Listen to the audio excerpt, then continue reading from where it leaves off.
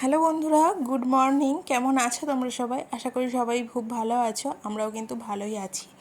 আর আজকে তারিখটা হচ্ছে 2রা জুন, রবিবার। আর তার পাশাপাশি আজকে হচ্ছে একাদশীও, যেহেতু বাবার অসুখ কাল চলছে, তো সেই জন্য আর কি তো আমাদের একটা বছর একাদশী তো পালন করতে হবে। আর জানো তো, গত 2 সপ্তাহ ধরে মানে আগের একাদশীটাও পড়েছে রবিবার, আর এই যে একাদশীটা এটাও কিন্তু পড়েছে রবিবার। তো আজকে তোমাদের সাথে আমি এটা শেয়ার করছি যে একাদশীর দিন মানে কি কি আর কি খাওয়া দাওয়া আর কি আমি করি, মানে আমরা সবাই আর কি করি। তো সেই জিনিসটাই তোমাদের সাথে ছোট ছোট ভিডিওর মাধ্যমে আমি শেয়ার করছি। সকালে দেখো ঘুম থেকে উঠে ফ্রেশ ট্রেশ হয়ে নিয়ে একটু চা খেয়ে নিয়েছিল, তা আমি খাইনি, মা আর ও খেয়েছিল।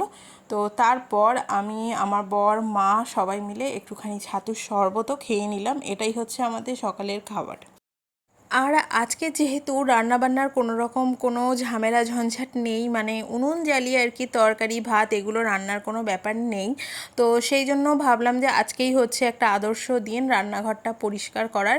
কারণ রান্নাঘরে যেহেতু না আমার চিমনি নেই, তো তেল কাস্টে পড়ে একদম দেয়ালটার মধ্যে না খুব বাজে একটা হয়ে গেছে। আর এই যে কাজের দিদি, ওকে বললাম যে তুমি একটুখানি পরিষ্কার করো, নাহলে আমার পক্ষে না স্ল্যাবের উপর উঠে করা তো পসিবল না। তো সেই জন্য ও আর কি পরিষ্কার করে দিচ্ছে। আর আমি তো যথাসম্ভব চেষ্টা করি যে রান্নাঘরটাকে একদম টিপটপ পরিষ্কার রাখার, কারণ এখানে রান্নার জিনিস তৈরি হয়, খাওয়ার জিনিস তৈরি হয়, তো সেটাকে তো আমাকে পরিষ্কার পরিচ্ছন্ন রাখতেই হবে। কিন্তু তবুও যেহেতু এই চিমনি নেই না, দেওয়ালে খুব তেল কাস্টে পড়ে যায়, সেটা তোলা পসিবল হয় না। আর গত 1-1.5 মাস ধরে আমাদের পরিবারে যা যাচ্ছে, আমার আর এইসব দিকে পরিষ্কার করার মতন কোনো মানে মন মানসিকতাই ছিল না। আর আজকে যেহেতু রান্নাবান্নার তেমন কোনো বন্দোবস্ত ছিল না, তো সেই জন্য আজকেই আর কি ওটা পরিষ্কার করে নেওয়া হলো।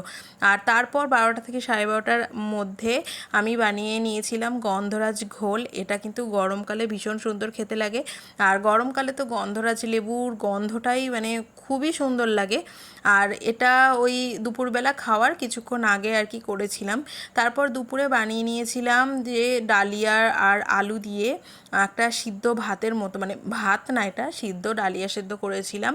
এটাও কিন্তু খেতে খুব সুন্দর হয়েছিল। তারপর দুপুরবেলার দিকে, মানে দুপুর না বিকেলবেলার দিকে কিছু ফল খেয়ে নিয়েছিলাম। মানে আজকে যেহেতু একাদশী, বাড়িতে পুজো দিয়েছে মা, কিছু লিচু, আম, কলা এগুলো সব কেটে আর কি পুজো দিয়েছিল, তো সেই ফলগুলোই আর কি খেয়ে নিয়েছিলাম। আর রাতের জন্য বানিয়েছিলাম এই আম সাবুর শরবতটা দুধ দিয়ে, ভীষণ সুন্দর খেতে হয়েছিল। তোমরা তো দেখে বুঝতেই পারছো যে কী লোভনীয় লাগছে এটা। আর এটা কিন্তু সত্যি ভীষণ সুন্দর হয়েছিল। এই রেসিপিটাও কিন্তু তোমাদের সাথে আমি একটা শর্টসের মাধ্যমে শেয়ার করে দেব। কেমন লাগছে? ভালো লাগছে? প্রথমবার চেষ্টা করলাম, ভালো হয়েছে তাহলে। চলো গুড নাইট করে দাও।